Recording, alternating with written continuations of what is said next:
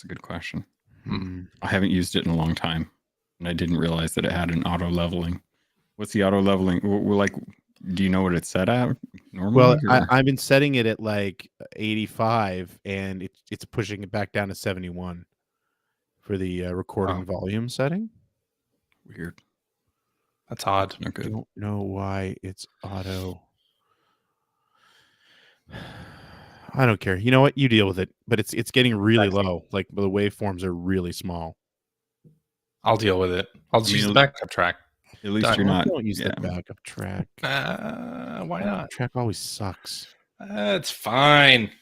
I mean, you could send the file to me.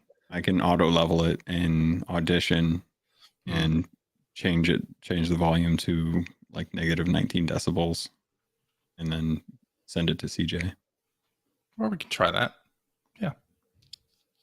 I normalize everything anyway on my end. All right. Should we get this thing started? Get this party started? We're doing a thing? Like Pink? Are we live? Yeah. Oh, it says. Man. Did I need pants? No. Excellent. Should I pan the camera down to check?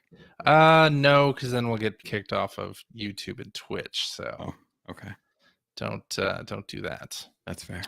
Yeah. Hello and welcome to episode number 807 of the Player One podcast for Tuesday, April 26th, 2022. I'm your host, Chris Johnston, and with me as always from Canada is Mr. Greg Seward. Hello. How's it going there, sir?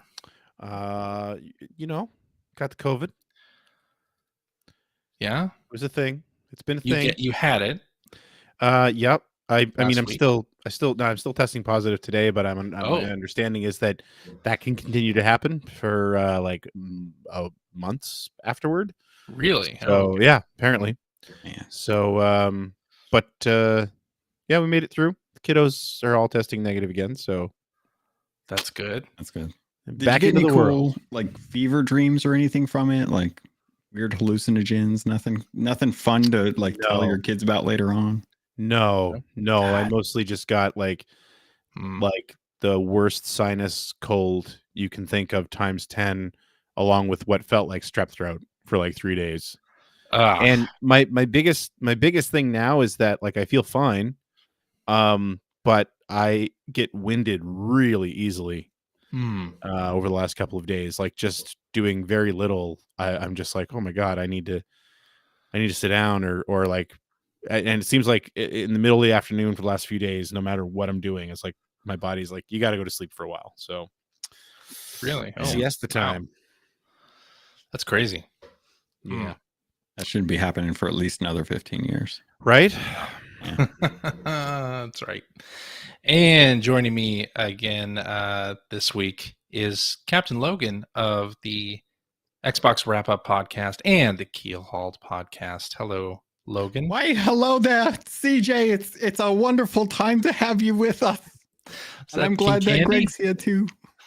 Possibly. Who knows? It's great to be back on. It's great to join in. Thank you for letting me jump in here. Especially when we have so much awesome news to talk about that pertains to stuff that you and I do. And Greg, I was going to say, so I feel like I'm games that we play, and Greg I'm just over here on Facebook searching for a new podcast to host. Right. Is the marketplace open for that? I don't know. How you been, Logan? I'm good. Things are trucking along for me at a normal pace. Can't really complain. Been having a real interesting time trying to manage 2 podcasts instead of just the one now. Yeah. And you got to get you a CJ. Yeah, that's what I just hand the editing off. Yeah. Just take care of this. Yeah, well, I'm seeing all the YouTubers, they've got their editors, and I'm like, man, I need to find me an editor. But then I realize how nitpicky I am. People. Yeah, that's the other thing. They want money, which is weird.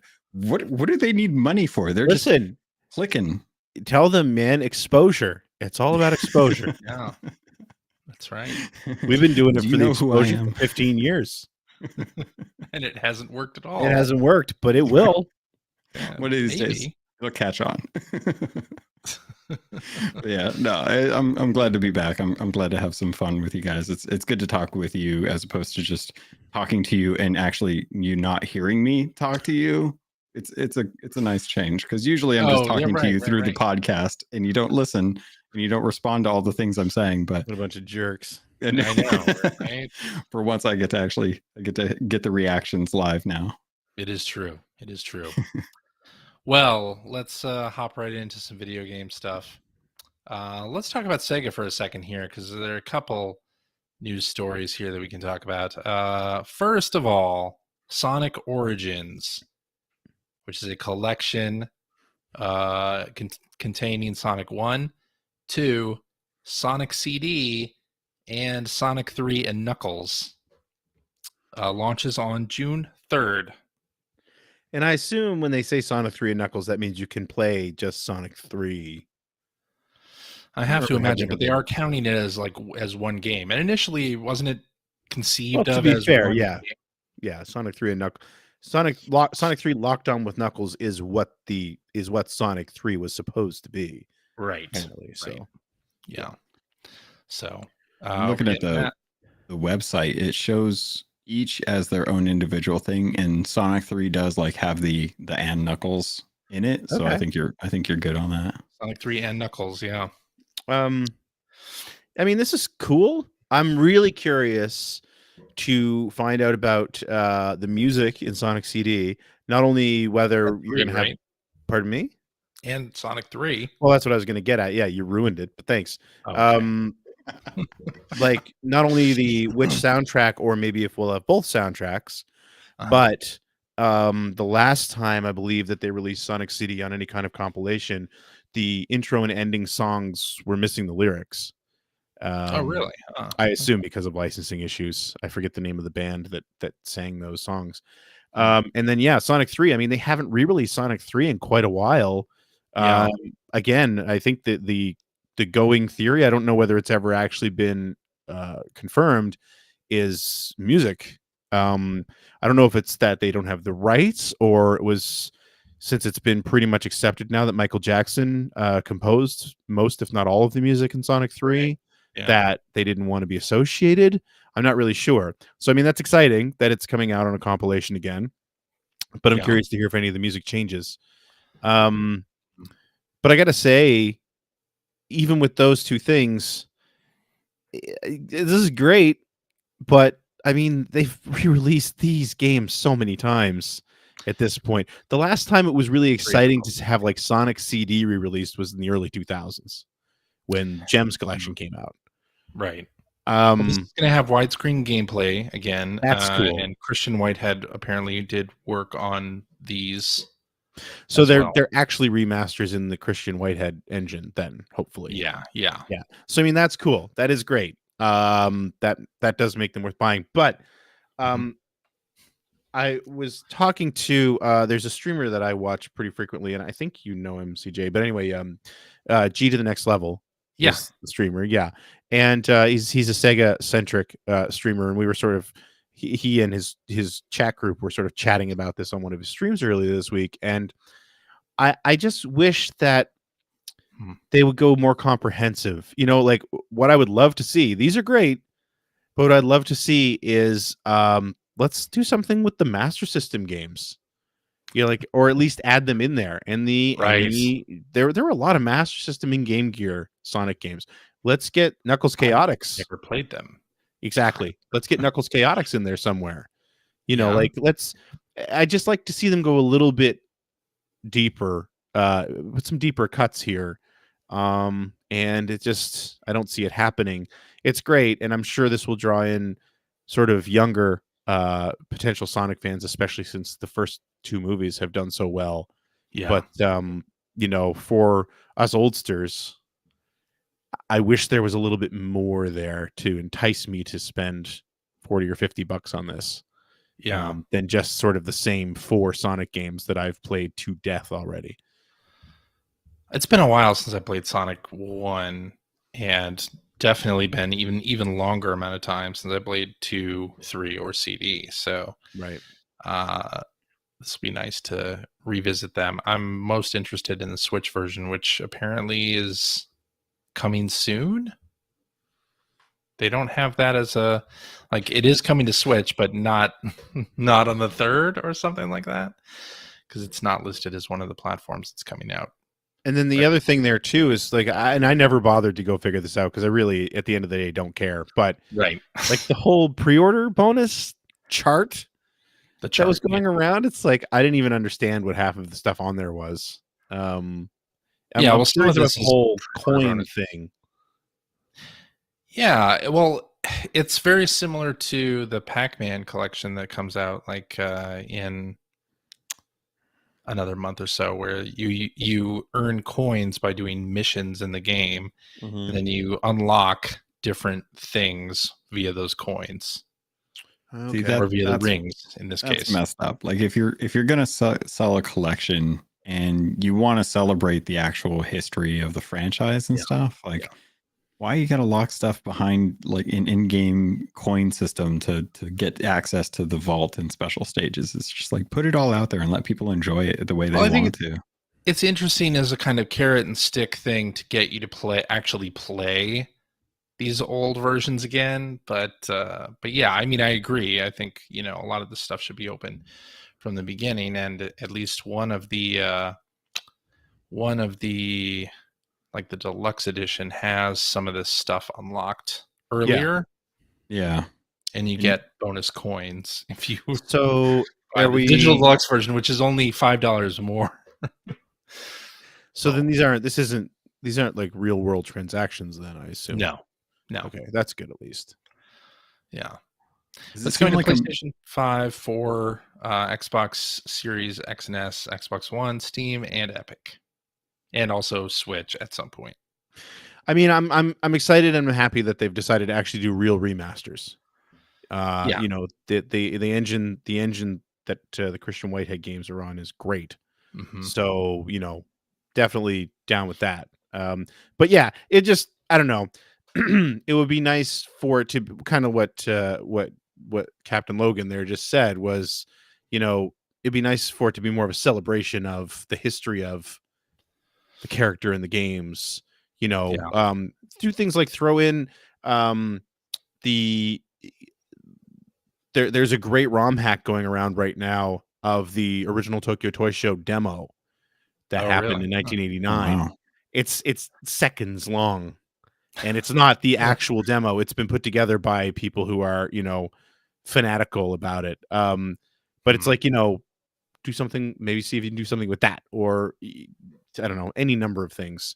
I'm reminded of like Sonic Jam on the Saturn, where you got into that little 3D Sonic world where it was sort of it felt like a prototype, first of all, for moving Sonic into 3D, but you had all these great little things you could find. Like there was all these classic commercials, Japanese commercials for the games and stuff like that. Like just sort of, you know, a celebration of Sonic. And so far this doesn't feel like that's what this is, which is too bad.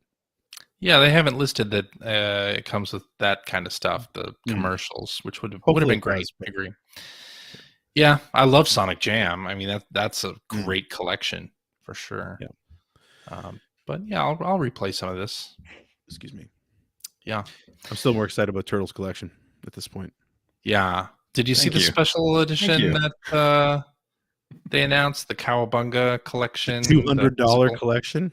Yeah, is it $200? It's $200. Holy! I think it's $150 on Best Buy, but yeah, it's a little overpriced for what you're getting. If I'm being perfectly honest with it. Yeah. Speaking of someone who's very excited for it, there's no way I'd shell out that much money for it. Shell out that much money for it? Yeah. You mean that pun? I absolutely did not. Just worked out that way. Happy. Don't apologize for the mistakes. Just own it and say you did. That's right. Yeah. But I mean that, you know, again, not because I don't like Sonic games, but it's just that the Sonic games have been re-released to death so far. Yeah. And it's like, okay, that's great. But this Turtles one is so exciting because I mean, that's actually doing exactly what I'd like to see from like a Sonic collection, where it's like from like this date to this date, we're basically taking everything Turtles, every video game Turtles, right, including Game Boy and stuff like that. Genesis. And it's like, the Game Boy games in that collection are not going to be the draw. They're not going to be the reason people buy that. They're going to be the bonus that people are going to appreciate being there, just so that at the very least they can go in and say, okay, so this was Turtles on the Game Boy. 90% of the people who own that probably will never play them more than for the 5 minutes to see what it was all about. But it's like having them there to be as comprehensive as possible is the way to go. Like the way that Digital Eclipse does that stuff is the way it should be done, as far as I'm concerned. Like they just with all the archival stuff they usually put in there as well. Like what they're doing with Turtles is what I would love to see Sega do with Sonic. Like just that level of reverence for the character and for the history of the franchise. And then I'd also like to see Sega start branching out a little bit more. For a long time, they didn't dig into their back catalog like I thought they should. And then they started doing it and it was great. But now they keep going back to the same titles over and over again. And every now and then you get a different one. And it's just like, let's look at like the Thunder Force series as a whole, or look at the Shining Force series as a whole. Well, those aren't going to sell as well. I know. Yeah, I think that's the trouble, though. It is the trouble. It is the trouble. But with Sonic, you can get away with it because it's Sonic. What I will say, don't do a Sonic collection, but just go for it. Just go for it. And they're not. The thing that I will tack on to what you're talking about is that if Sega actually did something with those, like with new installments, they would have it. It's just like with Xenoblade, man. Xenoblade, no one over here knew what Xenoblade was. They released 2 out on the Switch. It did really well, so they brought back 1, and then that pushed them to go do 3. So it's like all you have to do is just actually like take what's available and actually bring it forward. Do something with that IP for the newer generations, and then get them hooked in with the old school stuff. And I mean, Shining's a terrible example because Sega has destroyed the Shining, franchise with the garbage they've been putting out since Shining Resonance and stuff like that is just not. Was that the free-to-play mobile game? I don't even know anymore. They definitely did one of those, right? But it was interesting there for a while because you had Shining in the Darkness and the Shining Force series and Shining Wisdom, and they all kind of fit, Yeah. But anyway, I'm kind of getting away from my point. But yeah. I'm kind of curious because these are both two collections that are coming in at the same price, $40. We've got the Turtles one, which I think has 13 titles in it, and the Sonic one has got 3. And it feels like we're kind of getting. If you count, technically, 5 if you count Sonic and Knuckles and Sonic 3 as separate games. No. But that's just my pettiness behind it. But so yeah, still not close to 13. No, but those aren't remastered in any way. Those aren't made widescreen. So it's slightly different. Yeah, but I mean, having access to them in any form is still better than not having access to them at this point. Yeah, I don't disagree. I think Sega should be offering more in this collection, and maybe there are secrets that we don't know about yet. We'll see. Maybe those coins unlock. I mean, that would make sense, right? The coins you or the rings you use to unlock, vault items and stuff. Yeah, commercials and things. That'd be fun. And they have done stuff like that in the past. Like, I mean, the Mega Collection, or I think it's the Sonic Mega Collection and the Mega Collection Plus. I think they were. Yeah. I mean, if you could. By doing different things in the games, you could unlock stuff like I think the Master System Sonic or like Sonic Drift was in there, and like that stuff could get unlocked. But it's been 20 years since they did that. So I really liked what Rare did with Rare Replay. That has a lot of archival stuff in it, a lot of footage that we never saw anywhere else, of, what Banjo-Kazooie was before it became Banjo-Kazooie, when it was Dream, and when it was a Super Nintendo game instead, like a lot of stuff like that was just amazing to see. And they did a lot of documentary stuff, which I don't feel like we see enough of that anymore. No. Feels like Sega and Nintendo don't really want to do stuff like that. They would much. I mean, like NSO is like the closest we've had to a full library of NES and SNES collections available currently. we had the virtual console before, but they don't want to do collections like this. Like they don't want to do a rare replay or a Master Chief collection. And No, it's a bummer because there's a lot of titles in there that, maybe not a lot of people are going to spend a whole lot of time on, but they should at least understand like where the lineage lies with these franchises. Mm-hmm, mm-hmm. Agreed. Well, speaking of that, Sega is looking to do new versions of Crazy Taxi and Jet Set Radio, in part to chase the riches of Fortnite. That's right, to chase Is that Fortnite money. thing? What? In a report from Bloomberg, the headline is Sega reboots Crazy Taxi Jet Set Radio to chase Fortnite riches.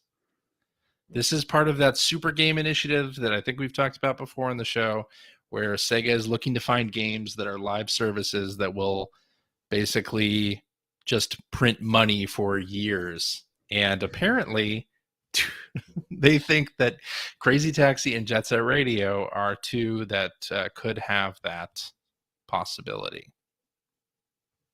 I think I heard the joke that 100 taxis drop into an island and start racing towards. That would actually work in Crazy Taxi. Actually, yeah, I think it would work pretty well. That's interesting. Yeah, I mean, Sega has tried a number of times to reboot both Crazy Taxi and Jet Set Radio, and it hasn't really worked out that well. I mean, there are people like us who know what those games are, but I think the Fortnite crowd doesn't know what that is and doesn't care. And Fortnite, those people want to play a shooter, right? Not necessarily a driving game or a rollerblade graffiti game. I mean, Fall Guys is doing well. That's true. Yeah, that's true. Fall Guys is a good example. I'm really curious to see how you make either of those games like a massively multiplayer game. Well, we'll take with microtransactions. Let's take Jet Set Radio for example. We already have something kind of like that in the form of Splatoon, and it may not be a games as a service now, but I could totally see them coming up with new maps for you to go and tag up, and having it be like a having each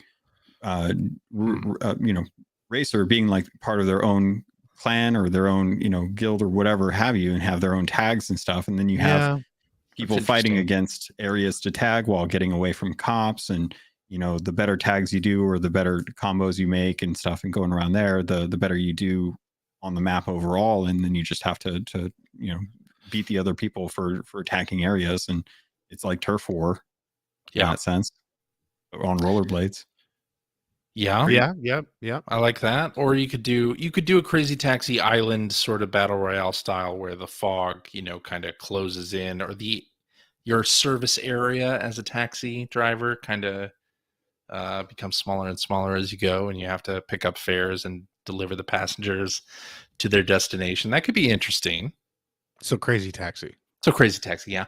But I mean, here's the thing though, and I feel this way with a lot of headlines where company X is going to chase thing that is popular Y. It's never going to work out for you. Like, if you launch with this thing with the intention of this is going to be the next Fortnite, you are setting yourself up for disappointment.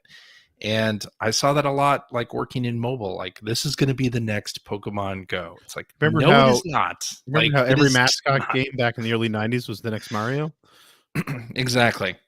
Or Sonic. But I mean, a lot of people were chasing PUBG and then chasing Fortnite. And it's just like a lot of those things just never quite work out. If you're not going to be happy with at least getting a small community, a small but loyal community, and then growing it from there, right? Like, if you want to out the gate be competing with Fortnite, it's never going to happen. Like, Fortnite, I think, is too big at this point, too big of a like multimedia monster at this point, that you're never going to compete with that. Well, Fortnite is kind of the lightning in the bottle because that's exactly what they did, right? Like they were Save the World was not, was their original game, and then they saw where the popularity was going with DayZ and PUBG, and they decided to pivot, and they pivoted hard, and then they committed 100% to that. I think the concern that I have with this is that Sega is looking for their next big cash cow, but it doesn't seem like this is all riding on those two succeeding the way that Fortnite needed Battle Royale to succeed to be able to sustain their studio at that point. Yeah. So I agree. If it was a smaller studio and they were given, Jet Set Radio, and they were like, hey, make this into a game as a service, however you want to do it, we'll 100% back you on doing it, but you have to make this work. Then I feel like I'd feel a little more comfortable with them being like, all right, we're going to make it into a games as a service, and we'll figure it out because it's how, our studio depends on it at this point. Yeah. I mean, there are live service games that launch and are immediately popular, like Rocket League, like Fall Guys, like PUBG, like Rocket League wasn't immediately popular though. Rocket League was immediately popular when it was put in PlayStation Plus, not when it was turbocharged. Yeah, and that was like from a generation before. Yeah, at that point, I just think you have a weird definition of immediately popular. When Rocket League being announced for PlayStation Plus and being free when it launched, that was sort of a lightning in a bottle situation. Like for sure, people were not going to be able to look at that and duplicate it exactly. Right? Yep. Do you agree? Even though turbo-powered rocket cars. Sorry, I just like that you said it was immediately popular. That's all. It was. Rocket League was immediately popular as Rocket League, not turbocharged. Immediately popular. 7 years after it came out. For the PlayStation 3. Yeah. Sorry. As far as gaming zeitgeist, I'm just giving you a hard time. I'm going to back up CJ to say as far as like gaming zeitgeist goes, Fortnite was popular right off the bat. No one remembers Save the World, but they definitely remember the Battle Royale. There was a very, very, very small window of time where I remember people actually complaining about Fortnite because of what it was. And then all of a sudden it was the biggest thing in the world. No, I totally get it. I will say that, I mean, I can't envision how. I think actually you made a really good point about how you see Jet Set Radio working as a massively multiplayer game. That makes sense because that you pretty much described Jet Set Radio just as a multiplayer game as opposed to single player. But I will say that with Crazy Taxi, what it does have going for it that I think the games we've been talking about, like Fortnite and Rocket League, is the gameplay loop is, at least in the old games, is very simple and very quick. Even if you do well, it doesn't last that long. Yeah. And that is good for this type of gaming, I think, right? Like Crazy Taxi definitely works best when it sort of sticks to its arcade roots. That was one of the greatest things about it, was that you just had this very, very straightforward gameplay loop that, the whole point was to get good at it and just do it over and over again and figure out a strategy. So yeah, I would love to see Crazy Taxi come back and so forth. I loved Crazy Taxi. But also, having said that, it definitely, there was diminishing returns almost immediately. Crazy Taxi 2 was not as good as the first one. Crazy Taxi 3 was pretty forgettable in general.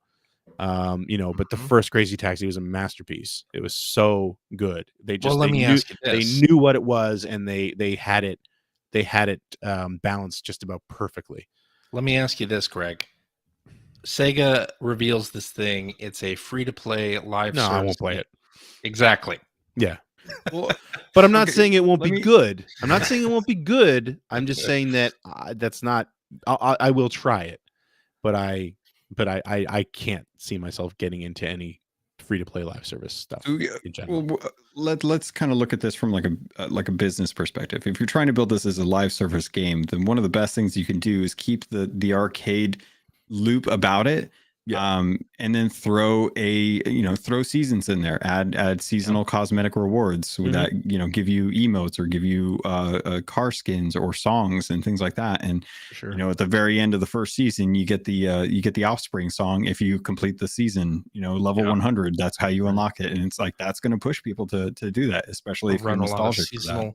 Seasonal events, like have an Easter event where your passengers are all the Easter bunny. Yeah. Or something yeah, like that's what I that. mean. Like the game's so stylized, and you constantly see not just your character and your character's car, but the characters that you're picking up.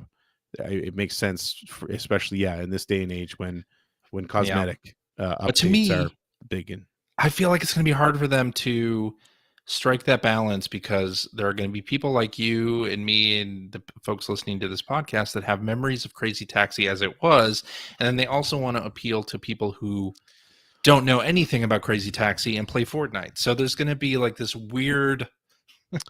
But the difference there, CJ, and I hate to be the one to say this, in about 2 weeks I turned 46 years old.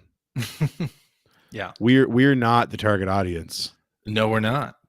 You were right.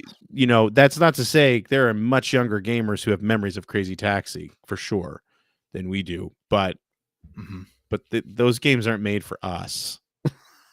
I know. I'm saying we can't enjoy them, but they shouldn't be made for us. Yeah, if you're aiming at 46-year-old lifelong gamers, but it reminds me live service that's not going to work. But those times when companies try to reintroduce some old animated series that people loved, it's like, oh god, making you're dumbing down the Thundercats, or oh my god, Teen Titans is for babies now, without giving it a chance, just like from the visual. You're absolutely right, and you're absolutely right, because for Thundercats, that was what. Not that I really watch cartoons anymore, but I do sort of watch them vicariously through my kids, right? Yeah.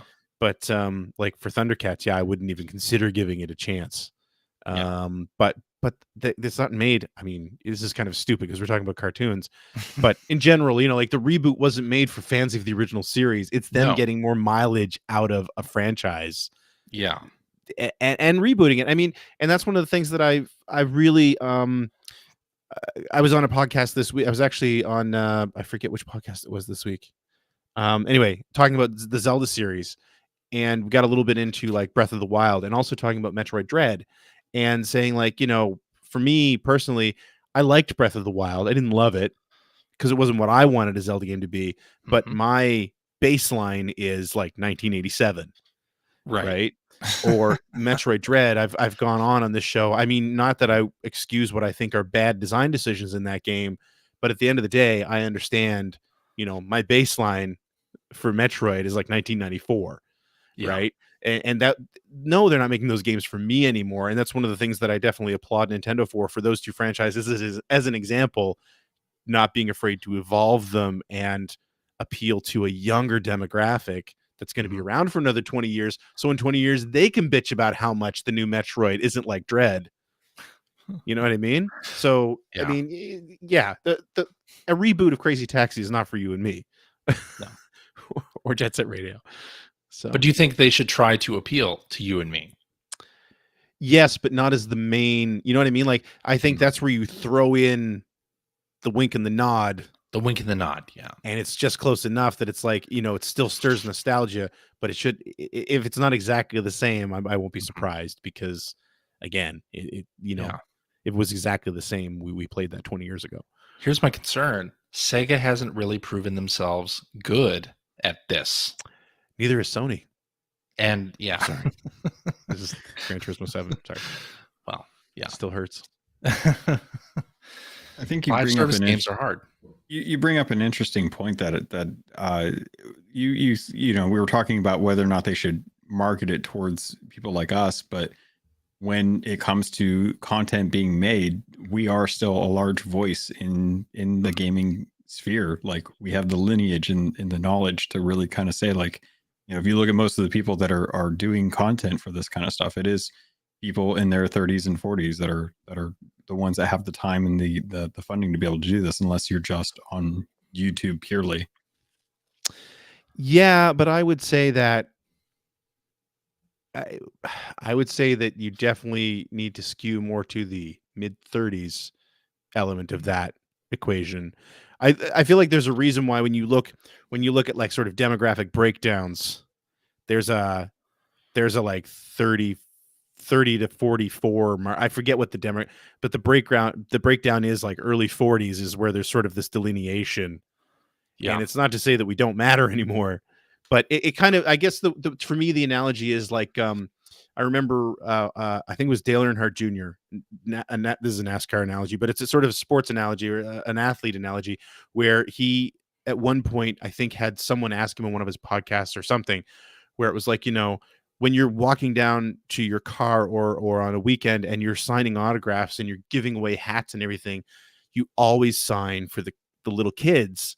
What about all the like 40, 50, 60-year-old men who are looking for autographs? And he kind of put it where it's like, I love all my fans, but like, if I give that 5-year-old kid a signed hat, he's buying my merch. He's my fan for the next 30 years. Yeah.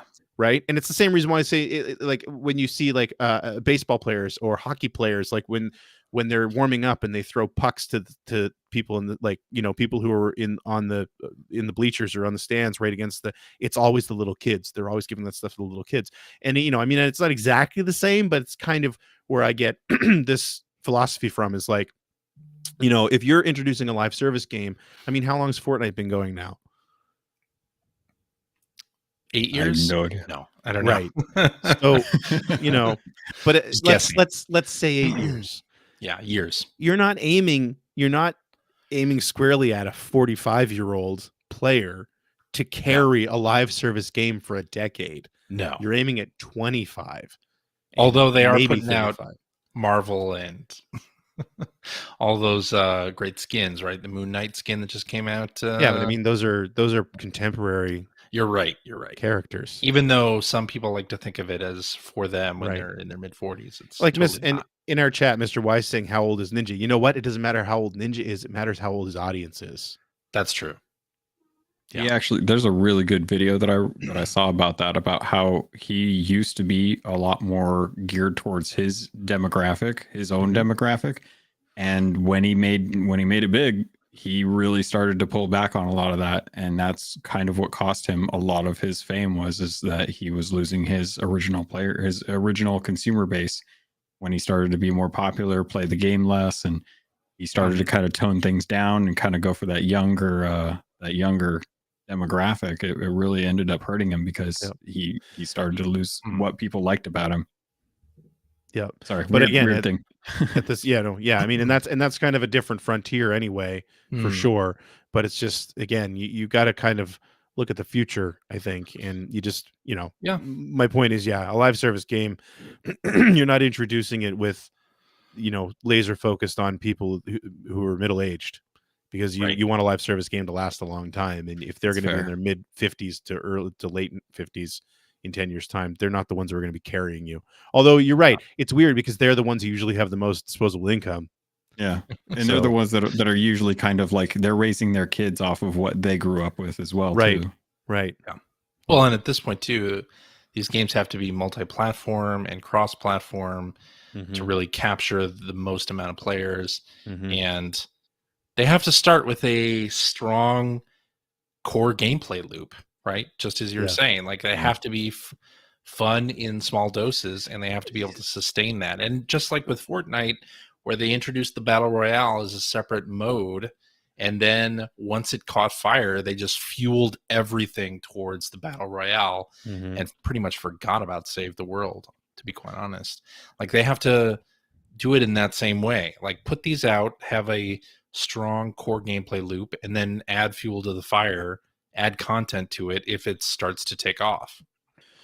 I mean, the further conversation there also is that the Crazy Taxi gameplay loop, the last mainline Crazy Taxi game, I think it was 20 years ago. So it's also going to feel fresh to a lot of people. There have been other games, but they weren't popular, right?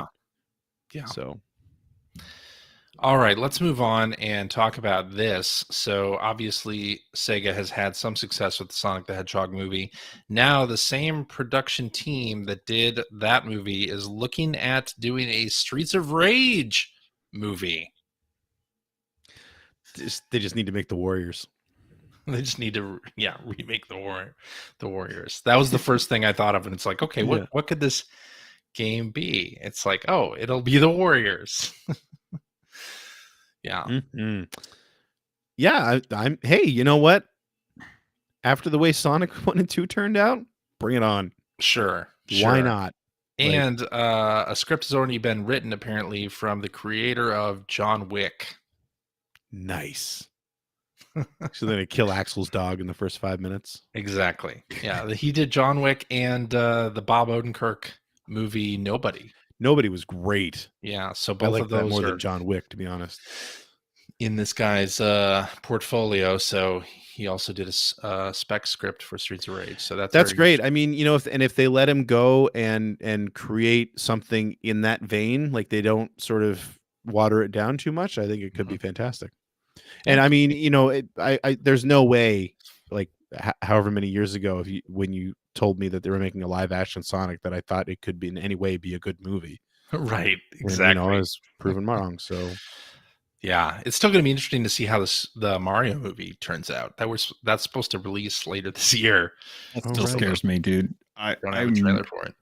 Very worried about that because nothing about it makes sense or even comes close to like what are they even going to do with this? It's got so many of the characters in it. It's like, I mean, at this point, I wouldn't be surprised if it was just a Mario Kart movie. I don't know, but again, we're talking about things made for us and things made for a younger audience, right? The Mario movie is going to be made for that younger audience too. It's not going to be made for us. I will say though, actually, going back to what we were talking about a minute ago, and I haven't seen Sonic 2 yet. I did want to go see it in theater, but then COVID. So, but even from the trailer, I think is another great example of what we were talking about earlier, where like with the Sonic movie, they just made a good kids movie, with those characters. But like even from the trailer for Sonic 2, man, there were a ton of nods to classic 16-bit Sonic in there, right? I mean, even the movie poster, when you first saw the movie poster, like, oh my God, that's Sonic 2. That's the cover to Sonic 2. Like, and of course my kids aren't going to know that. But for me, it's like, oh my God, it's cover to Sonic 2. So, like, and even watching the trailer, I can't pick them out now, but even watching the trailers, it's like, man, there's so many little nods to especially the 16-bit Sonics. I'm all in. But again, movie not necessarily made for me, but boy, were they saying like, we see you. Yeah. We know. So what you're saying is they need to get Yuzo Koshiro to do the music for the Streets of Rage movie. Yes. At least the main theme, right? Yes. Like, come on. Yeah. So staying on the Sega. I love it. Here. This is the best episode ever. So much Sega news. Just wait. I'm just going to disconnect as soon as Sea of Thieves starts. Yeah. We got some new Genesis games for Nintendo Switch Online. Space Harrier 2, Sonic Spinball, your favorite, right? And what was the last one? It's a Shining game. Shining Force 2. Shining Force 2. That's a great game. Yeah. So what do you think of that selection there, Greg? I think it's perfectly thematically fits Nintendo Online. What's that supposed to mean? One really good game and 2 games nobody was asking for. Yeah, Shining Force 2 is the good game. Spinball and Space Harrier 2 are the games. Space Harrier 2 is a good game, don't get me wrong, but it was also a launch game in 1988. And time has not been kind to it. It plays really well. Mm-hmm. But games that were released even 6 months later ran so much better on that system. Yeah. Like when we got to like Afterburner 2, as far as Superscalar ports went on the Genesis, that was so much better looking than Space Harrier 2. But still a good game. It is a good game and it plays well. Don't get me wrong. But Shining Force 2 is fantastic. One you don't want to miss. That's for sure. Sonic Spinball's god awful. But I mean, now with the with these Sonic game, I don't even know if there's Sonic games on that service right now, aren't there? Yes. Okay. Irony though. Yeah. Yeah, no, Sonic Spinball's bad. I never played a lot of it. You didn't miss a thing. Yeah. I just played the beginning stage that everybody's played. All you need to know about Sonic Spinball is that it exists because Sonic 3 was taking too long to make. That's literally the only reason it exists. It exists because they realized they would not have a Sonic game in stores that Christmas. And it's like, well, you know what?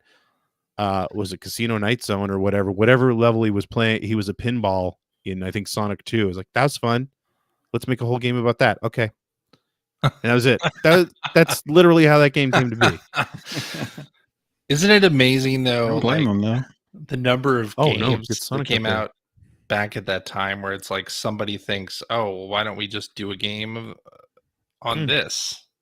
That's very old school, right? I mean, you go back to like the late 70s. I think a lot of games were made that way. You go and look at games that were being made at Atari in the 70s, and I mean that's how things were done. But video games were also a new medium then. No, I mean my favorite story about Spinball is that, I guess at the launch party, the version of the game that was playing at the launch party had the Sonic, like real Sonic theme music in it, and that was when somebody noticed that, wait, we're not allowed to use that music. So they wrote a new theme song, like literally at the launch party. Really? Before the thing got manufactured and sent out. That's funny. Whoops. Sonic Spinball. That's hilarious. Excellent. Well, Splatoon 3 has received a release date. It is coming out on September 9th. And Nintendo released a new video of Turf War gameplay. So just general gameplay of Turf War, which is the mode in the game that has been around, of course, since Splatoon 1 back in, 2014, 15, something like that. So, yeah, I watched the video. I watched the Turf War gameplay. I'm super excited about Splatoon 3. I think it's going to be awesome. A lot of people looked at this video and said it doesn't seem to be doing anything new. But I'm still excited about it. It doesn't need to. Doesn't need to. What do you want from this? It's got a campaign. You shoot ink. It has the modes. You get cosmetics. Like Splatoon 2 is a great game. They're just making it a little bit the same and just adding some new stuff to it. Like, and Nintendo's going to support it for years for free. You're going to get updates. You're going to get more Splatfests. Chill out, people. Exactly. No, it's exciting.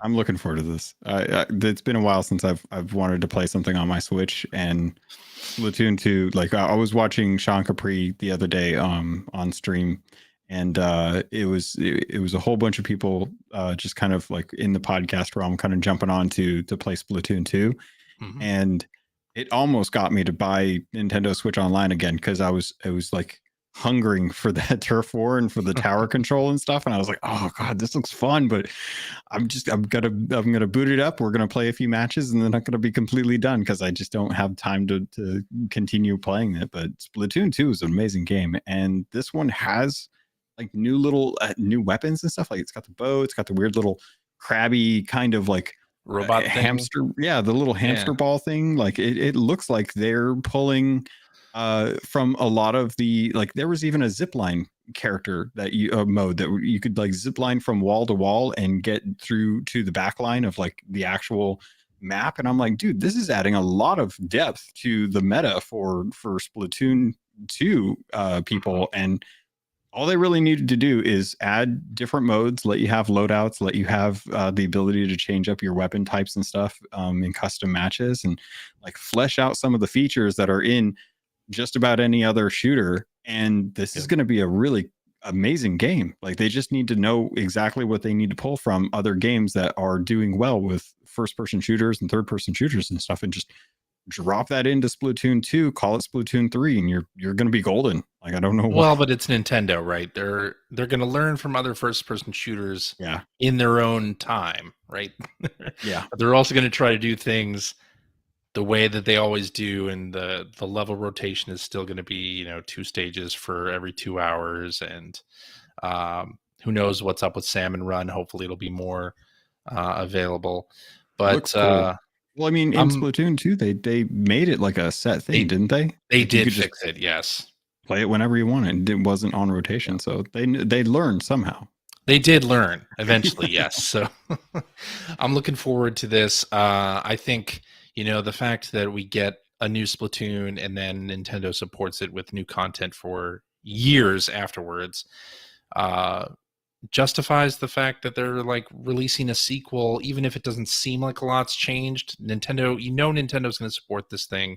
The player base is going to be there to play online. I think it's going to be great, and it's going to be a huge seller for Nintendo. Yeah. Now they just need to figure out how to support esports communities with it and let them live with the game for a long time, because that's where the blood and soul of these games really lies. Was in like the original Switch reveal trailer. They had that Splatoon 2 esports event that they all went to at the very end of that trailer. We don't really have that happening yet. Well, we there's a little reason behind that, but we don't need to bring up bad memories for Greg. He's just getting over it. COVID. Anyway, let's round this off with talking about the rumor that a Lego Atari 2600 is coming later this year. It'll be $200. A Lego VCS. Oh, so this is actually happening, or is it a rumor? It's okay. A Lego Atari VCS /2600 50th anniversary set has been spotted online. Okay. So apparently a Lego rumor site has said that this is happening. Okay. So, yeah. Sold. I will be buying it. The Lego NES was so great. Yeah. I still haven't bought that. If there's another Atari or Lego console kit, absolutely. I hope to keep going. I'd love to see a Genesis. That's got to eventually happen. I'm surprised they didn't go with the Genesis next. It seems like, like with Lego and where they went, I'm surprised they're going with Atari first and then going to something else like that.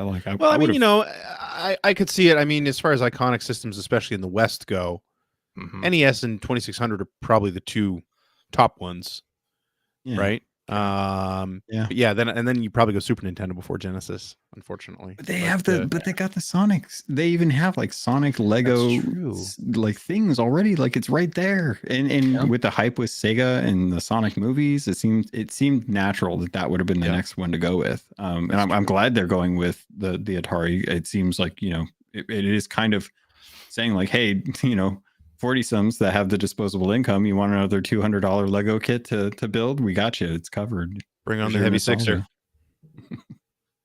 I'm all for it. I'm waiting for the Genesis though, so then somebody somewhere, because they will create instructions to build a Sega CD and 32X add-on for the thing. Oh, definitely. Yeah. Done. Nice. All right. I imagine that Phil will buy that. So, spoiler, Phil's going to buy it. So am I, for sure. I won't even think about it. Yeah. All right. Let's get into what you've been playing. Logan, you want to kick us off? Kind of the normal stuff, honestly. I've been playing a little bit of Lego Star Wars Skywalker Saga, and that's been really fun. That's a fun game. A lot of content in there, but mostly it's just been Destiny 2, because that's the shooter that I'm attached to, and Sea of Thieves, and mostly Sea of Thieves lately, just because they've come out with a huge update. So spending a lot of time. They finally did something after 4 years of playing this game, after making content for it. They finally decided to give Pirate Legends, the small percentage of players who are actually Pirate Legend, a chance to actually do something unique. And I gotta say, it's exciting. It's epic. It's everything that I would want or hope for with content that is geared towards the people that have been the most loyal. And you don't, you always kind of hope for the best, but you never really know how it's going to pan out. But they did a really good job. Rare really knows how to create an experience. They just have trouble making sure that it's stable enough to give for everyone to experience as well as equally and stuff. So yeah. Well, this is a thing that, a lot of people have been requesting they do for, as you said, the 4 years the game has been out, right? And I think it's something that a lot of games, a lot of live service games struggle with. It's like, which of your audience do you serve first? The people who are brand new to the game, or the relatively, I'm going to say, smaller audience that's been with you the entire time, that's already run through the entire game's worth of content, that want some more end game stuff, right? Like, who do you serve? Do you serve the new people, or do you serve the hardcore that is a much smaller number? And I agree with you. The way that they have done this update with the new Pirate Legend Voyage, Legend of the Veil, it's really cool. It's super cool. It's like a voyage that, at least in my experience over the last couple of days, has you doing a lot of different things and sort of culminating in this big sea battle that can be on a number of different places on the map, and is visible by other players too. They can see exactly what you're doing and come over and mess with you or try to get in the middle of things. And you've got a tornado going off in the middle of this end game bit, which is, completely new, this vortex, and like 3 different forts that have ghost ships going around them. Like, the sea battle that this voyage takes you on is super cool. Yeah, it's very different. Amazingly intense. And the whole thing is cinematic. The whole thing feels like it's ripped from like a Pirates of the Caribbean movie with how like they've ramped up the amount of ships that like they've given you these encampments that you have to actually like destroy with your cannonballs, not just like hit and it does damage and eventually it stops. It's like, no, the whole thing starts to crumble down and you have to break it down tower by tower, tearing apart the walls of these encampments. And while you're doing that, you've got these ghost ships kind of circling around the entire area in the middle of this giant tornado. And you're having to deal with the ghost ships trying to sink you, and you're trying to focus on taking down these encampments. And you've got amazing music like Robin Beanland and Chloe over at Rare. They're probably 2 of the best like music designers right now in at the studio that I've ever heard. Some of the most iconic music for that studio, and they've been killing it. And you forget about everything else that's going on around you when you're in the middle of this thing, and that's a dangerous thing to do when you're playing Sea of Thieves, because it's especially given that you're kind of marked by this giant beacon in the sky that's telling you like, hey, by the way, someone's over here doing some really good stuff that you're going to want that loot for. When you're kind of like nose down, kind of focusing on what's going on because it's so intense, it's easy to realize like there could very easily be someone sneaking up on you and to steal this loot. So this is something that is for Pirate Legends. They've done a fantastic job of like genuinely catering to the people who've been stuck like on these islands for years, that know like the landmarks, can look at a zoomed in photo and be like, oh, I know exactly what island that is, and I know exactly where we're going to go. It's not a big deal because I've been stuck on these islands for 4 years and I know everything about them like the back of my hand. So they've really kind of said like, hey, and it's funny because you look at the Reddits and the Reddits are just like, oh yeah, I don't know what island this is. It's like, well, you haven't spent enough time on the islands. That's why you just haven't, you haven't been spending, you start looking at some of the stuff and you're confused. It's like, well, go spend more time out in the seas, go out there and learn. That's why it's a Pirate Legend voyage. But the percentage of Pirate Legends is fantastically small, but this is a good way for Rare to kind of cater to the people that have been around for a long time, and also build in something that will kind of further the journey for people that are aspiring to get to this point. And for folks that haven't gotten, the coolest voyage they've ever done. Really, like a lot of voyages in the game, a lot of different voyage types. This one is the most cinematic and the most tense of any of them. this was definitely on par with the Pirates of the Caribbean stuff. When Pirates of the Caribbean came to Sea of Thieves, it was the most like talked about thing for Sea of Thieves in the history of the game. No one was not talking about how Jack Sparrow was now in Sea of Thieves. Like it was on billboards at Disneyland and stuff. This is like that, but it's something that you want to continue to do. You want to repeat these voyages. They're actually really good at being able to enjoy like the repetitive nature of it. That gameplay loop is nice, but you're also having a really good time just with the experience itself. Like it feels like you're in a really epic tale, and it's all kind of focused on the actual lore of the game, which I think is the thing that the fans have wanted the most. We've wanted to kind of focus and narrow in. It's like making a Mario movie, and then the most important thing about the Mario movie doesn't even pertain to Mario movie, and everyone who's a fan of the Mario movies is like, who's this film for? It's not even for the people that wanted to come see it. And then going to see the sequel and having them really it kind of reminds me of Sonic, actually, now that I think about it. Sonic 1 was a really weird movie that just happened to have Sonic in it. Sonic 2 was a lot more about Sonic and that in his world. So yeah, I'm glad that they're doing it. I'm glad that they got to this point, but it's been a long time coming, and I think they're doing a great job. They still have a lot of work to do in other areas, but the creative team over at Rare are probably the best team that they've had probably ever. Honestly, this is the best game I think they've ever made, and it's crazy to say that. They've hit their stride as a live service game. Like from the beginning, it wasn't very clear when there were going to be updates, and we waited a long time for things, and sort of content was few and far between. Now that they're on season 6 and they introduce this new voyage, and they have the adventures and mysteries in the game that are coming out every 2 weeks, like they've really got this rhythm down where there's something happening in this game all the time, something new, and unless you're like there to experience it, it goes away. Like the whole Golden Sands thing, they basically took an outpost in the game and got rid of it for a certain period of time. And if you're not there for that 2-week period or that month period, like you're going to miss all this stuff that they've done for this game. And it's very interesting to just kind of watch. And I think it's influenced a lot by Fortnite, actually, and having those in-game events that you want to be there for, right? Oh, yeah. And a lot of games, I think, struggle with that. Sea of Thieves struggled with it for a long time, but I think they finally got a rhythm down, and really great content coming to the game constantly on a constant basis. I love to see it, honestly. Yeah.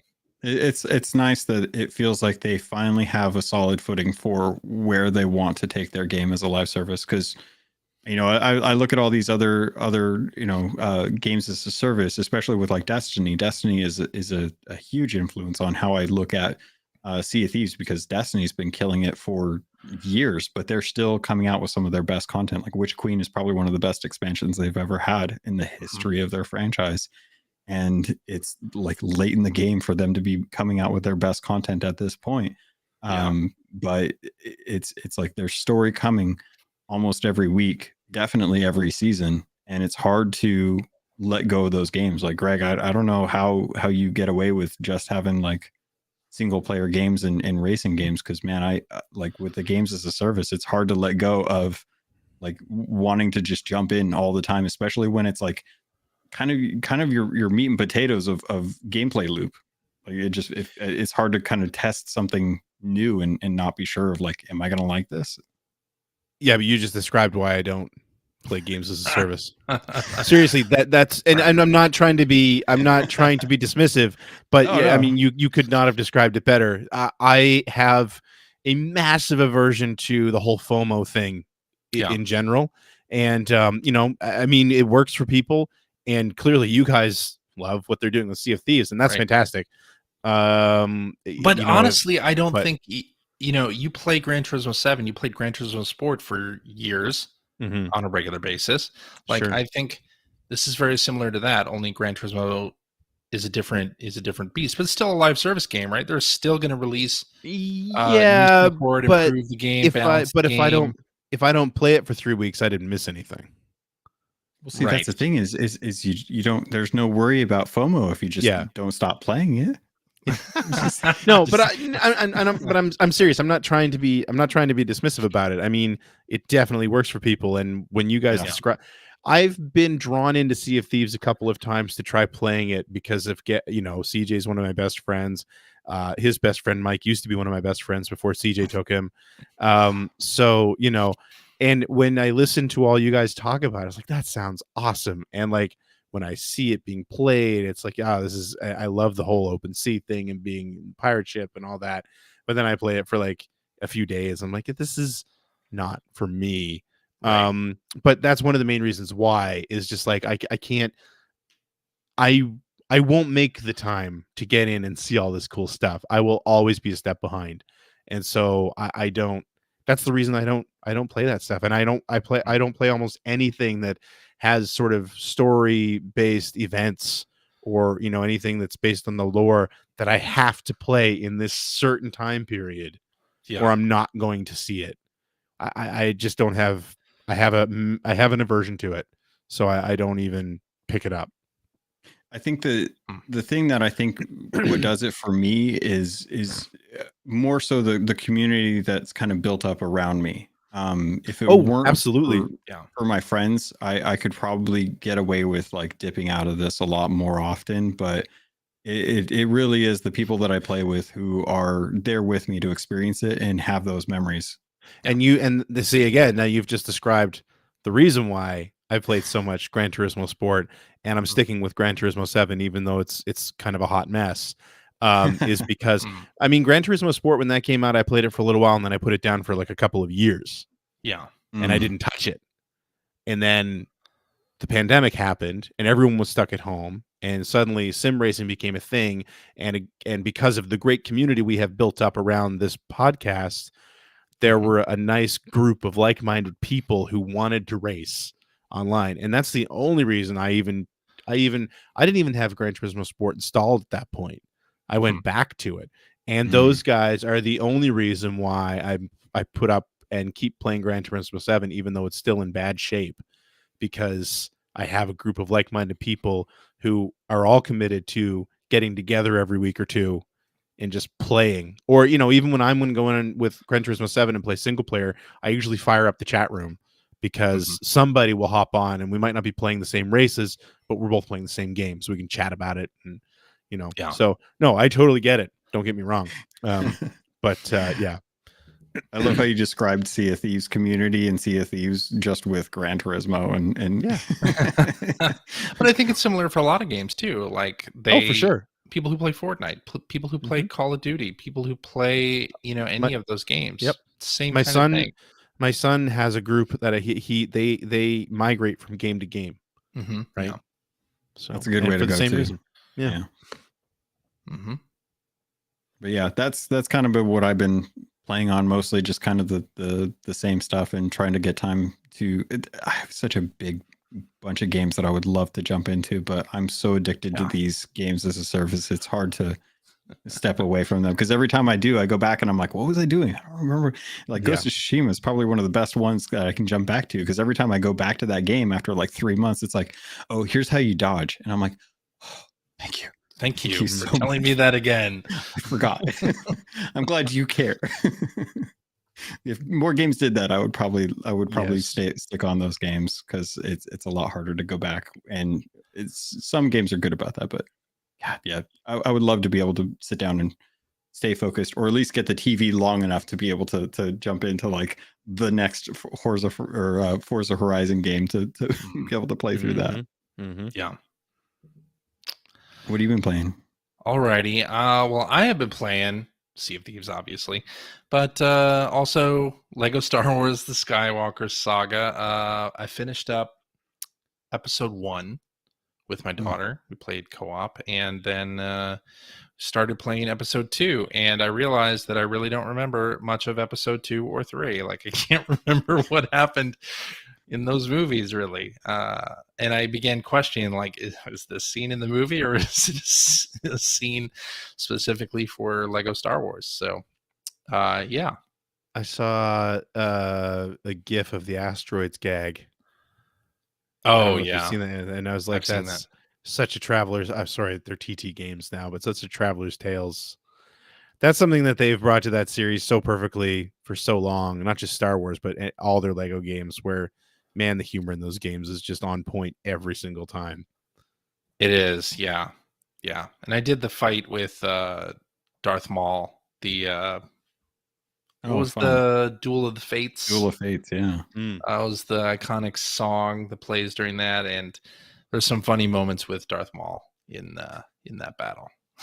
Does he get his horns stuck in anything at any point? I don't think so, actually. That's a shame. Missed opportunity. Nothing with that, but lots of fun gags with other stuff with him.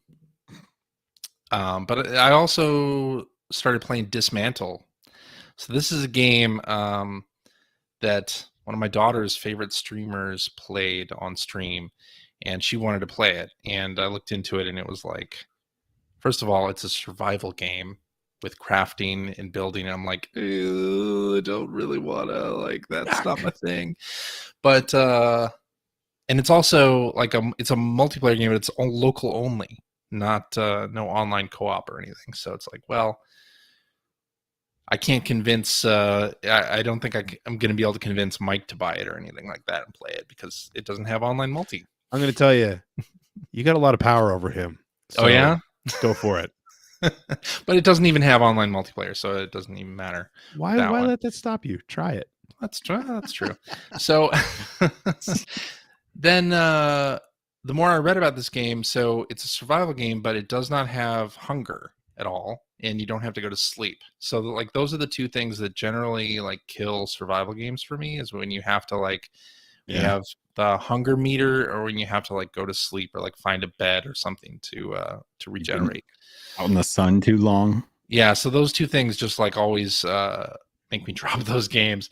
But in this one, you don't have to do either of those things. I'm already liking this. Sounds like something Mike would play.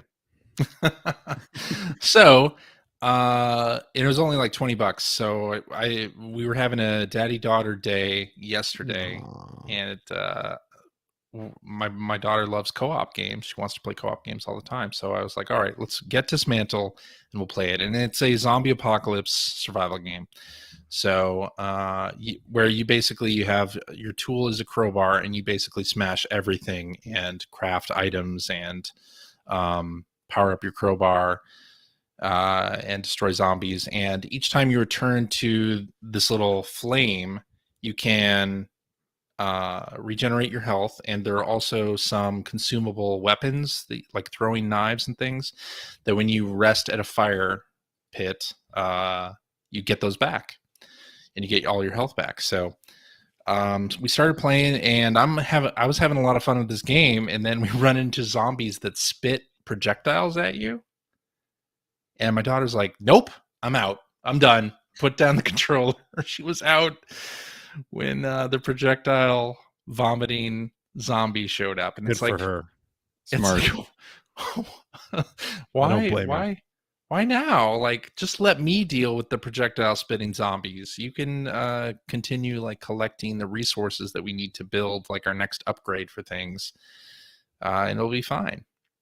But she bounced off of it hard and just watched me play single player for a little while. I finally convinced her to come back to it because she begged me for this game. She really wanted to play it, and then she noped out right away.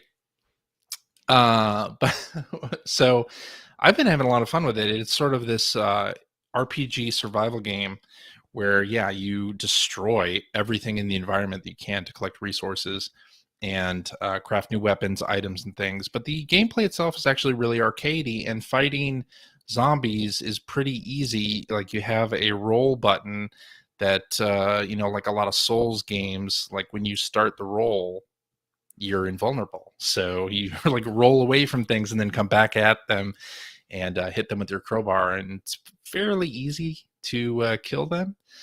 But there are a couple of tougher enemies that I've already run into, like a it looked like the Licker from Resident Evil 2, but it's like walking around instead. And that was a little tougher. I haven't beaten one of those yet. And they have like zombie dogs as well. But I'm having a lot of fun with it. It's got everything. It's got, crafting. It's got cooking. It's got farming. You can set up a base in this world. It kind of reminds me a little bit of what is that zombie game from Undead Labs that I can't remember the name of right now? State of Decay. State of Decay, yes, but Yeah, top-down perspective. Top-down perspective, and a lot easier in that. There's no hunger mechanic, which I think there is in State of Decay, and sleeping as well as in State of Decay. So none of that. And this game's out for like all platforms, including Switch, and I started having a lot of fun with it. I'm going to go back to it. It kind of looks like The Sims meets Zombie Ate My Neighbor. It does, right? Because it's got this overhead perspective. Yeah. And the trailer actually kind of makes it look like Fortnite at times, just because there's so many different outfits you can craft things. But since I'm just starting out, I have like t-shirt, jeans, and trucker cap, and that's it. But you didn't go with the tidy whities and socks as the trailer. Okay, I'm sure that's those items come into play later. But yeah, it's really fun. I'm having a lot of fun with Dismantle. I like some of these survival light games. Like I'm not in it for the vitamin deficiency, hunger, starvation kind of. I can't deal with that. Dehydration. Yeah, I would much rather like run around and get, because that's one of my favorite things about Fortnite. It's just running around and getting like the best loadout and then immediately dying. Like that's all I'm in it for. I just want to gather as many resources as I can and then immediately die as soon as I come across anything that isn't a bot. And that it's kind of like what this is. I wish it was more of a first person perspective as opposed to that isometric perspective, because I'm kind of like worn out on those from indie games that I've been playing and stuff. So but it does look good. It looks cute. I can see why she got interested in it. It's got a very cool vibe. You destroy everything, which I think is why my daughter likes it. And there's zombies in it too. But yeah, I'm having a lot of fun with it, and yeah, I'm sure it'll show up on Game Pass or something later that people can give it a try. But I was surprised by it because I normally am not a survival game person at all.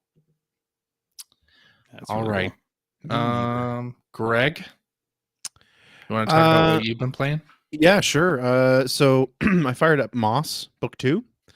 Although right after I bought it is when they announced that it's coming out on Oculus. Well, it's coming out in summer. Yeah, I know. On Oculus. So I picked it up back when it came out, actually, and I just hadn't had a chance to hook it up. I think I mentioned it on the show a couple weeks ago, where not that I've spent a lot of time with the Oculus, where it's my son's. I know he's played it a lot, but boy, do you ever appreciate the simplicity of just being able to pull the thing on your head and not have to hook it up to anything. I love it. Whereas of course with the PlayStation VR, you're still dealing with jump box and you're dealing with having to have the external camera set up and all that sort of thing. So it's, it's enough of a barrier that it's not, you have to plan to play it, I guess is kind of the thing. You're like, it's not like a couple of years back where I still had all of it just hooked up and ready to go at all times. But so I did finally do that this week. I had a little bit of spare time through the week, so we got everything out and hooked it all up.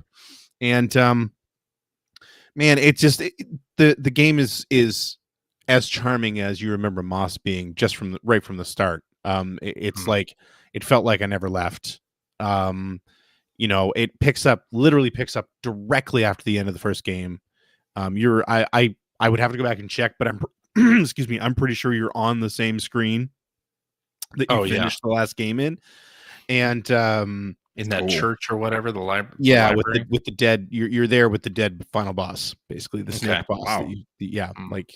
That's where you are.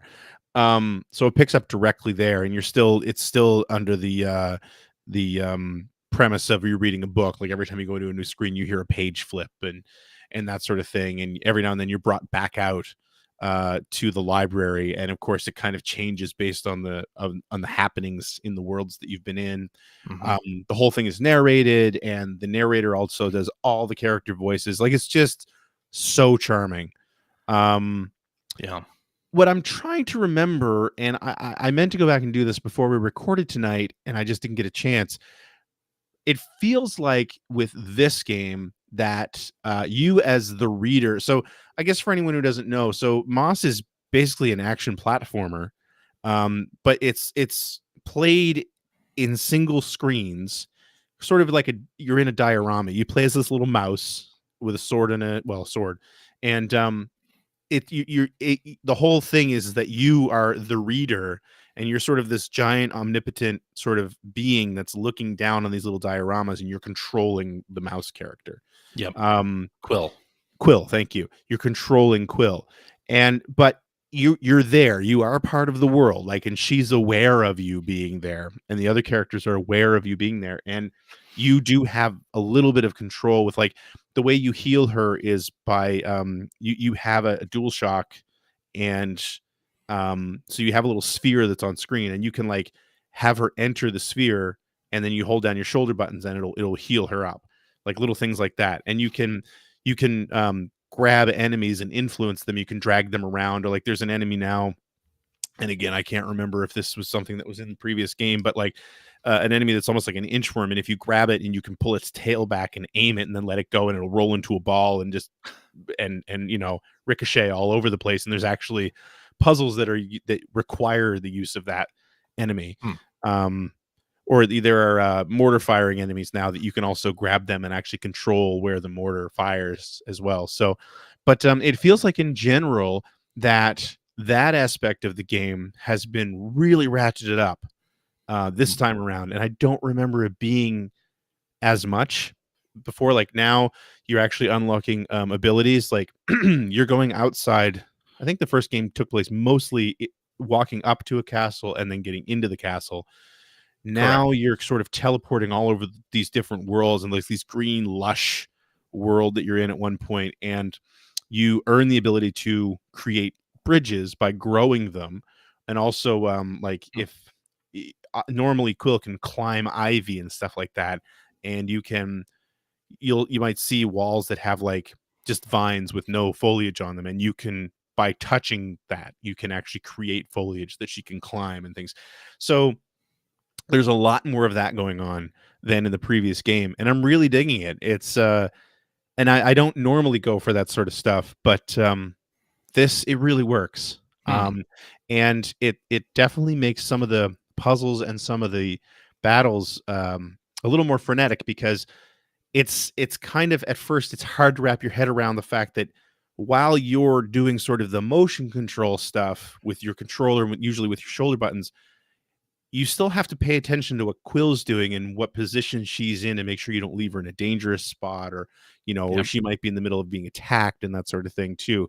So, and it's almost like, basically, anything to do with the face buttons and the control sticks is Quill, and anything to do with the shoulder buttons and the motion is you as the reader. But it really works. I am really, really liking it. And the only regret I have about not waiting to play it on Oculus is I would love to see everything in a slightly higher resolution than what I'm seeing here. But it's still beautiful. And I don't know how far I am. It feels like there's a bit of a branching path thing happening too that I haven't confirmed yet, but it just feels like a much more intricate game than the first one. And but yeah, where I really, really enjoyed the first game, this is absolutely delivering. It doesn't feel like exactly the same thing, but it still feels like the first game enough that it's like, yeah, I'm just charmed completely out of my socks while I'm playing it. If there's anything not to complain about, but one of the things that I found is, like, when I'm playing this game, I'm sitting down. You would never want to stand up playing this game. No. I'm sitting down, and I'm in, like, an easy chair, and the way the world is around you, you're always looking down on the world, obviously, and you need to be able to, but I find that there are a lot of things I have to manipulate, that, like, the arms of the chair are always right in the way. To the point that what I found is really helpful, actually, is to, of course, if you hold the start button or option, whatever that's called, you sort of recenter your view on the PlayStation VR. And I've actually found that it helps to just lean forward a little bit and recenter the view a little bit further out from you. But that can translate into having to reach really far into a scene if you need to manipulate something that's near the back of the scene. Yeah.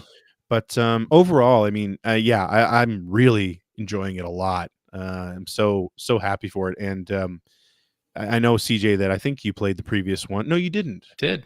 You did play it. Okay. I played Moss when I got the MetaQuest. Yeah. Right. Now it's called the MetaQuest, not the Oculus Quest. Oh, sorry.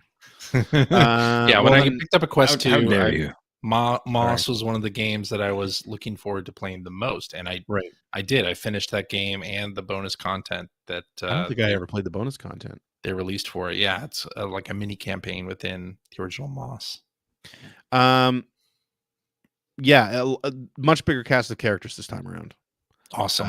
Which that's the other thing I'm really digging about it. So yeah, highly recommend. I mean, I hope you were just going to buy it anyway, but anyone definitely. No question. Who hasn't tried them before, play the first one. Because of this game assumes that you've played the first one.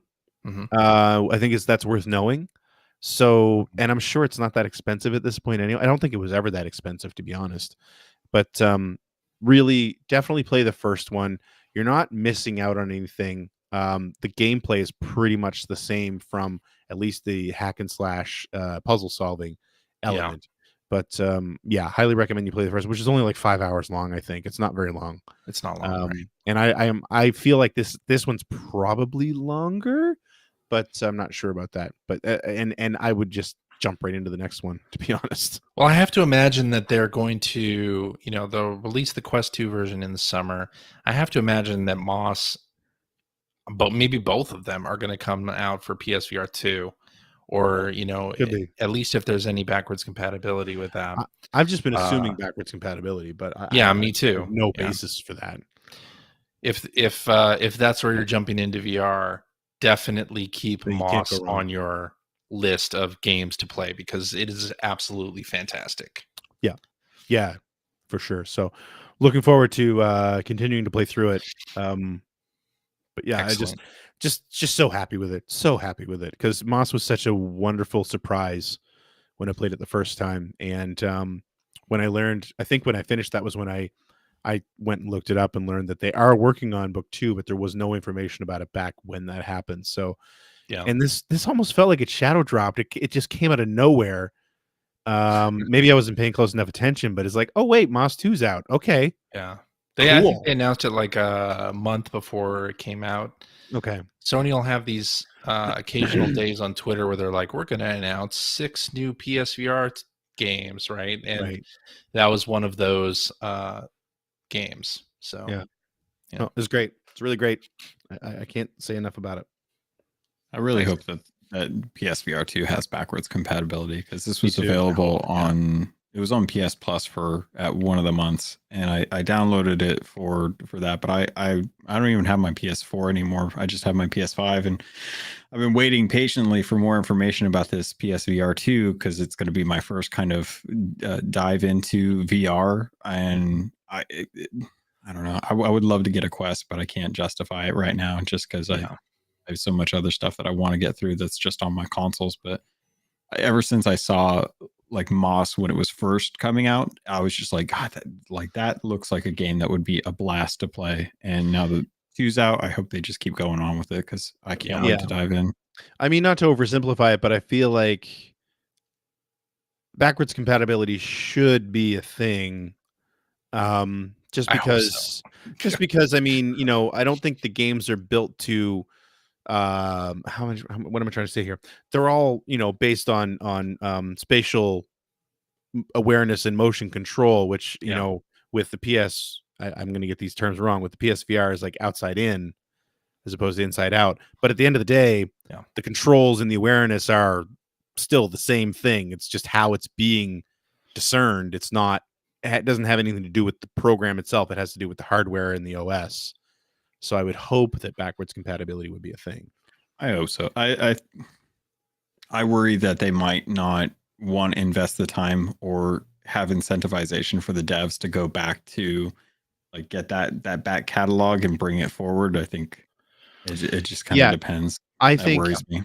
I think that's right. I think that they wouldn't want to. I don't know that a lot of developers would want to go back and try to bring anything forward, which is why I would hope they would make it as simple as possible. If they just make it backwards compatible, then because I mean, I don't think that any of those games are running in a low resolution either. Like, I don't think there should be resolution issues because, again, it's being translated to the low resolution screens in the headset itself. I don't think anything's being built for those screens particularly.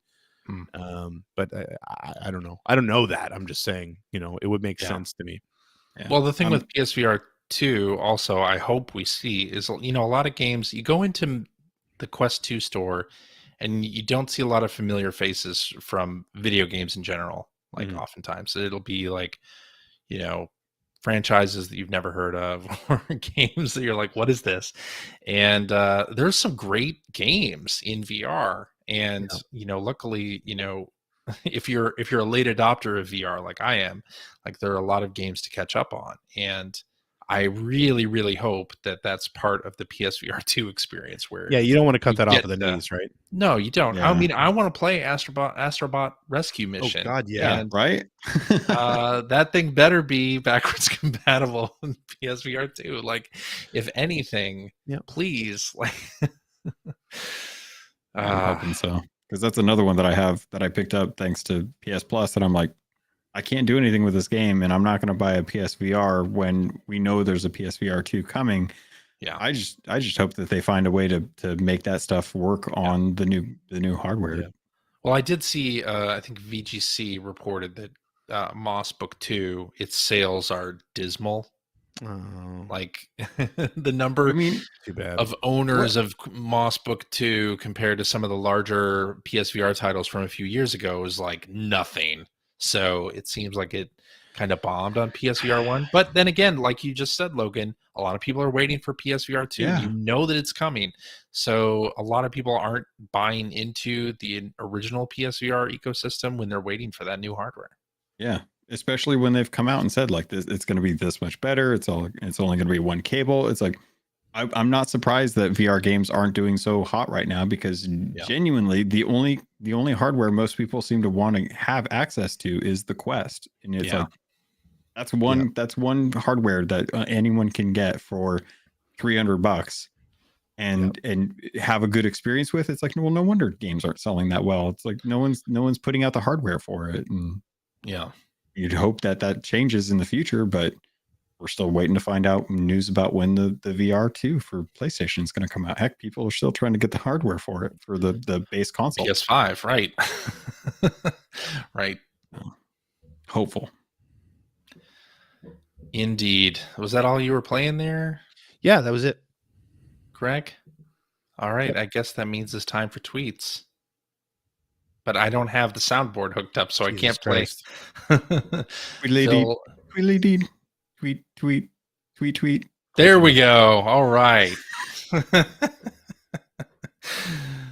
All right. Let's do this one from Hacker Alias. Alex DeLarge, 1978. I can't tell if he's trolling with this question, but we're going to ask it anyway. He says, what's the point of collecting crap you never play? Good question. Very good question, actually. That's why I don't buy as many games anymore. Yeah, I don't either. I definitely don't buy games just because there's a collector's edition. Like, the Cowabunga collection, I think if that was released in the early 2000s, I would have totally bought that CE. Oh, yeah. But I just don't do that anymore. I normally buy games that I'm planning on playing. I don't have a lot that I haven't played at all anymore. I think the goal here is that physical media, if that's what he's referring to, if physical media is the thing that he's referencing in this case, that we're buying stuff that we don't want to buy or that we know we won't be able to play, is that there's at least a physical medium that at some point you have the potential of actually jumping into it. Mm-hmm. Otherwise, I think a lot of people buy stuff that they just get a really good deal on. I think a lot of like people get games through Humble Bundle or just Steam sales and stuff.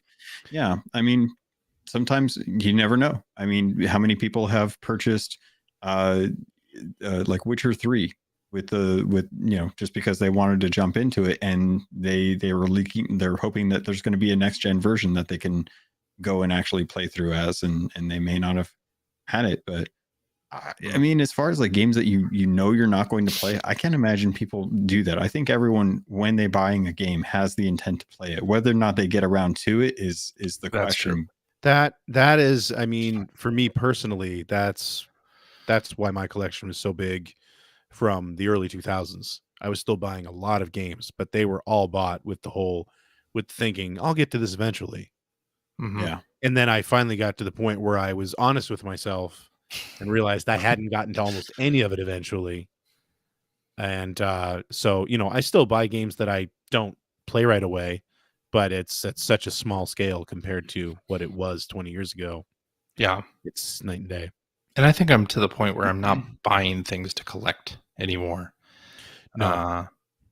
At one time I was that person, but not anymore. All right, let's do this one from hacker alias Phoenix Ember, who says, so I bought the physical edition of God of Protectors because of your chat about it last week and because of the Yuzo Koshiro soundtrack. What's the best game you bought on a whim? Oh, man. That's really tough. On a whim. I'm sure if I went back and listened to some episodes of Player One Podcast, there'd be a few examples of this, but probably so. I mean, I'll pick a couple of PlayStation games that I've jumped into not knowing anything about. Like I only ever played God of War, the new one. I've never actually gone back to the old ones. I've been aware of them, but I've never had a PlayStation and focused on those. Is always like, Sly Cooper or GTA or something like that. I never got into the God of War game. So when I got a PS4, everyone had told me, everyone was saying like God of War is the game that you should play. And I'm like, all right, cool. I'll pick up God of War. That was probably one of the best experiences I've ever had with a video game, that I had no prior knowledge going into it. And then because of that, I started to look at some of the other games, and then I ended up picking up Ghost of Tsushima because it felt like it'd be a cool game. It seemed like it would be cool. I like the idea of it. Jumped into it. Probably one of the most amazing games I've ever played. But I mean, there's a ton of games that I've played in my past that I picked up on a whim that, at the time I may not have liked, but have grown so fond of. Link's Awakening, definitely one of those where I got it I think I got it as a gift. Same thing, Donkey Kong Donkey Kong Country, I got as a gift. Had no idea what Donkey Kong Country was going to be. Parents got it for me for Christmas one year, and it turned out to be an absolutely amazing game. So they're out there, but there's definitely been some other games that I'm sure I'm just not thinking of right now that it was because of other people that they're just like, you have to play this game. Hades, definitely one of those games. People were just like, it's an amazing game. And I was like, okay. So I jumped on it, and it was like, yeah, that's a really good game. I would say that one of the ones that I can really remember, and I think this happened a lot back when the 360 came out. We've talked about this before on the show with the friends lists and the achievements. Where when the 360 first came out, and you could see what everyone was playing, and you could see the achievements that they were getting, and I know most of us were, really into the achievement thing. Dead Rising is a game that I would never have, I just would never have looked at. I wouldn't even have looked at it close enough to know that it was like a comedy. You know what I mean? Like that it was actually meant as sort of a tongue-in-cheek, it's just as silly as it was. Oh yeah, I just zombies. I didn't care about zombie games at all. I was not a Resident Evil guy. I just didn't care. I didn't watch zombie movies. But everybody on my friends list was playing Dead Rising, and I was talking to CJ, who absolutely loved Dead Rising. So that was when it's like, you know what?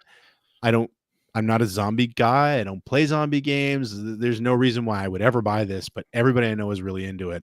So I'm gonna give it a shot, and I bought it, and I loved it. I don't think I ever finished it, but I played a ton of it. So I mean, yeah, I'd say that's one for me. One other one that pops into my mind, that big surprises on the Sega CD, is Jaguar XJ220. which was a game that I had no idea about. I'd never. I mean, it is a racing game, so that is kind of me for sure. But I had no idea what it was. I'd never heard about it, and I just it was an early release for that system, and I kind of burned through the games that came with it at one point, like with the Sherlock Holmes and Soul Feasts, and I think I had Night Trap, and I sort of played them as much as I could. And I was just in a local game shop, Game World, and guy who's one of my best friends, Jim, was the clerk there at the time, and I had money burning a hole in my pocket. Like, I want to buy something. I need a new game for my Sega CD. I don't know what, but I need a new game. And he's like, "Well, have you ever tried Jaguar?" And I was like, "Nope." And he's like, "Well, here, we got a copy." I'm like, "Okay, sold." And became one of my favorite games of all time. It was on my top 100 list. So yeah, that's the one that really pops into my head. I'm thinking Forza Horizon, because when that came out, like, I was not into the Forza series at all, and I do like arcade racers, and I've always been a fan of like the Burnout series and stuff like that. But the original Horizon, I think it was from talking with you, Greg, about how much you liked it and how influencer. Arcade style it was. It was the only reason I picked that up, and then I became like a Forza Horizon fan. Like, anytime a new Horizon game comes out, I play it. Maybe not for very long, but I do play it. And then I'm thinking like Tempest 2000 back in the Jaguar days. So I was a reader of Die Hard Game Fan, as many people may know, and I just ate up everything they had to write about on the Jaguar with the spoon. And even to my detriment, since Cybermorph is a really shit game, and but I wanted the Atari Jaguar to be good, right? So they loved Tempest 2000, and I bought into that game. But I'd never played the original Tempest. Like, Tempest was not an arcade game that I had played at all. Right. And I wasn't even familiar with the gameplay. I didn't know what I was getting into at all. So, and I, of course, really loved Tempest 2000, and own it for multiple systems. And of course, Tempest 4000 just came out for the Switch not too long ago, and I bought it there as well. So that's probably one of the bigger ones. But when you're in the video game press for a long time, you don't really have those surprises, because you play something at the office and then you're like, oh, I have to buy this or something like that. So a lot fewer of those recently. But did you guys ever play the Dot Hack series or get into Dot Hack at all? Tried to. Yeah, a little bit. Yeah, it wasn't for me. That was one where I was interested in the idea of them like doing cross media franchise, and like having an anime, having a manga and stuff. And it was early 2000s, so that was like a brand new thing for a lot of people in America. And that was one where I was at GameStop, and I do not play many RPGs, especially JRPGs. I just have a real hard time kind of playing those. And that was one of those series where I was working at the time at the GameStop and stuff, and the idea of them having like an anime tied to a game, tied to a manga, and having all of that like together, that was one of those ones where I had no clue what I was getting into. But when I got into it, that was like, man, for some reason, I just really enjoyed the idea of playing a single player game that was pretending to be an online game back when online games weren't really a thing unless you had like a Dreamcast. I loved the idea behind those games. Yeah, I thought it was such a cool premise, but I just couldn't get into the game itself. Yeah, that was definitely one of the few standouts in my mind where I'm like, yep, that was something I had no background knowledge about, but was really impressed with it back then. Definitely. All right, I think that's a good place to stop. Excellent for tonight. Alrighty, and that is our show for this week. Thank you very much for listening. If you have a question for us or would like to comment on something you heard, you can direct that to @P1Podcast on the Twitters, or you can go to our internet website at player1podcast.com, where you will find our contact information. You'll find blog entries about Sega CD stuff from Mr. Greg Stewart, and you'll find Generation 16 episodes as they happen. They sure keep almost happening. Almost happening here. Almost time for the happening. You will also find show notes and links to all the things that we talked about on the show. And you will find a Discord link where you can join our Discord server and talk about all sorts of things with us and our other listeners. You know how I struggle to do your part in the outro every week because I don't really listen to it. I listen to Phil even less, but I'm going to give it a shot. If you'd like to subscribe to the Player One Podcast, you can do so by going to playeronepodcast.com or by going to Apple Music. Nope. Yeah, I already screwed it up. Apple Podcasts. Apple Podcasts. Wherever you find podcasts, Spotify, Amazon, Google, we're everywhere. All the things he said. Also, if you would like, you can watch us live each week on the YouTubes. Also, I think on Twitter and Facebook. We normally record and broadcast our shows. You know what? I'm going to put it in normal time, 8:30 p.m. Eastern time. There you go. Every Sunday night. YouTube.com/PlayerOnePodcast. And, wherever else we are. At P1 Podcast on the Twitters as well. And if you would like to support the show, you can do so by going to patreon.com/ P1 Podcast. P1 Podcast. Yeah. You don't even know the URL. No, why would I? I don't support the show. You can throw a few shekels our way, as Phil would say, and then he'd make up some joke about how CJ is embezzling money. But he doesn't really embezzle money. No. And if you support the show to the tune of $5 or more, cheap. There you go. You get access to our super secret VIP after show. Whoa. Where we play games, we crack wise, we do all the things we can't do on the regular show. Although we do all the things on the regular show. That's true too. Yeah. CJ, do we have a game this week? Well, we do. It is a review game. This time from the April 1993 issue of Die Hard Game Fan. This is an early Game Fan, like issue 5 of Game Fan. So. Ooh. Okay. Yeah, it's going to be an interesting one. You just look that up right now. Thank you for no, you can't do that. Try and give me a handicap or anything. And hey, if you want a taste of what those after shows are like, CJ puts up a bonus rerun of those after shows every Wednesday, I believe. CJ, Wednesday or Thursday? Thursday evening, midweek, and they're always fun. They are always fun. We have a good time. And of course, if you have a few dollars left over, please consider heading over to my Patreon, patreon.com/generation16, where you can support my outstanding, and it is outstanding, show about America's second favorite banana, the Sega Genesis. And if you support that show to the tune of $5 per episode, also cheap. Thank you very much. You get access to my weekly vlog series called The Weekly Commute, where I talk about the production of the show, the research I'm doing.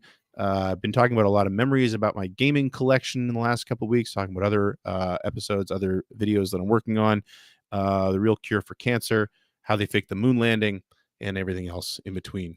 But that's behind a paywall. You don't get that stuff for free. I think that's it. CJ. Yeah. Thank you for hosting again this week. No problem. Captain Logan. Yeah. Thank you for being a younger, slimmer, more attractive Phil this week. There's no way I could fill Phil's shoes. They're pretty big shoes. But thank you for having me. Mostly for the support, though. You're welcome. Thanks for being here.